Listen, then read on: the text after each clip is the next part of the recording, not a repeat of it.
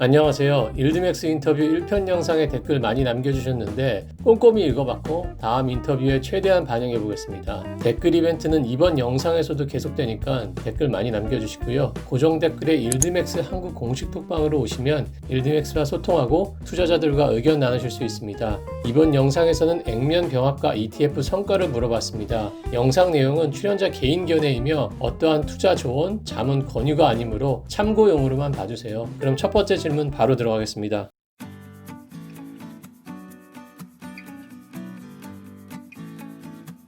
Alright, I'll start. Reverse stock splits are pretty common, especially with leveraged ETFs, right? You see them all the time. We did one with Tesla and the community backlashed. We don't understand why.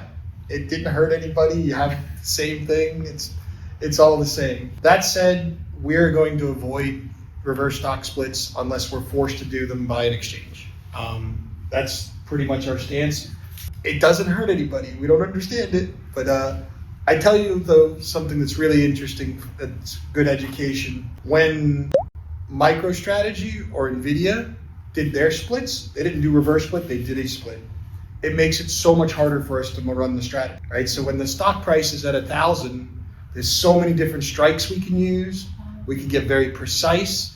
We need a lot less contracts. It costs us less to get the exposure. When they split 10 for 1, it makes it so much harder, right? Because now we need so many more contracts, and we got to pay for those contracts, and there's less strikes, right? So we can't go as far out or as less increments. So you should be more worried about the big names splitting than us reverse splitting. But I'm going to tell you right now, we're not going to do a reverse split unless we're forced to. It's a mathematical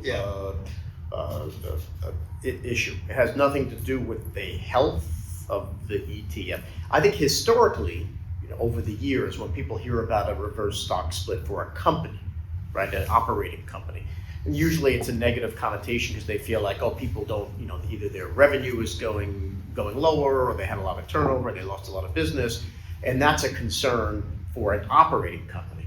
But these are ETFs.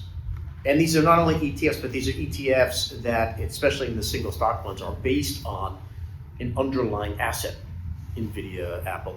So really, the performance is driven by a large degree, the underlying stock.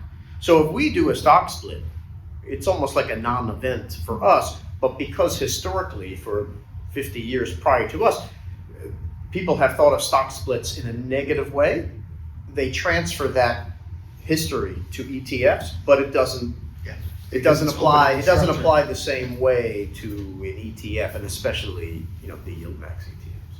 But we listen to the community, so we hear you, and we're gonna listen.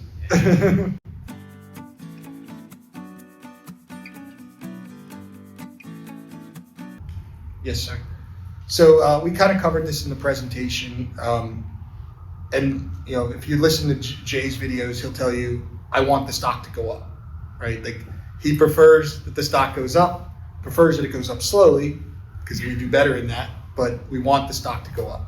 Range bound is very good for covered calls. What has been different, and we made prospectus changes last year, is we now have the ability to do call spreads, right? So it used to be that we were long and capped. Now we're long, sell the call, take a little bit of the premium, and we buy another call higher up. So we've gotten rid of the caps. It diminishes the income slightly, but when something's paying 125, all right, we'll pay 120 and get some more upside, right? So that's really what we updated the funds to do. And that was something that, after a year of them being out there, we saw the swings in Tesla, which caused the reverse split. And we said, all right, what can we do? And Jay's team came back to us to, let's add call spreads. Write up a prospectus change, send it out there, educate the public on what they are. No, the portfolio managers have some discretion. I don't think they do it on Disney that often, right? The less volatile names that aren't gonna run through. For Misty, yeah, pretty much every day. For Coinbase, every day. Palantir, most of the days, right? And that reminds me, and we did talk to reverse splits. All new yield max funds are coming out at 50, right? So we used to come out at 20, we're coming out at 50 to make the likelihood of that issue coming up again happen is much less likely.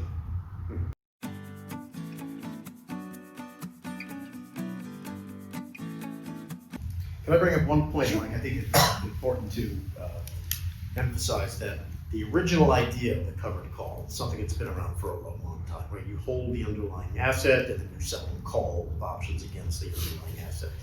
But we have gone one step further and implemented enhanced covered call strategies. So basically you're capturing more of the upside. When you're selling calls, right, you're going to get less appreciation and you could actually change that based on how you're selling calls. And the way we do it now is through covered call spreads. Maybe just Jay explains it so much better than I do. So a call spread means we have our long, synthetic long position. We have the covered call, the call that we're doing for income.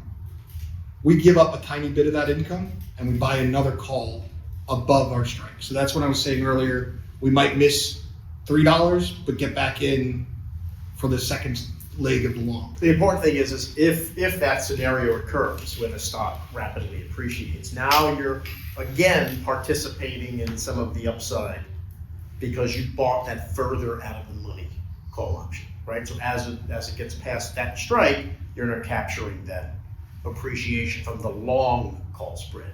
So you sell the call option, which is closer to the money, and then buy one that's further away from the money. So as the stock rapidly appreciates, now you're recapturing some of the upside again. And that was also done because we thought that was an innovation within the covered call space. No one was doing that before. I'm pretty sure we were the first ones to do that.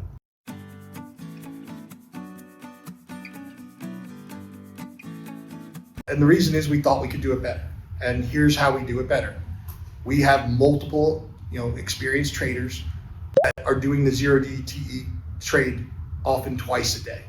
So basically we're doing something extremely similar to what Roundhill's doing, but if we get the time to get early in the morning, we could put the trade back on. We could even put it on 3 times if the underlying is moving and is volatile. So most of our 0DTE funds trade at least twice a day. That allows us to capture more premium, and I think you've seen in the distributions we've been able to distribute more than Roundhill has, and yet our NAV has been similar in terms of performance to Roundhill. Roundhill's also a client of Titles, so I'm not trying to be mean to Roundhill. We have the chat fund with Roundhill, so we just thought we could do it better. Healthy competition.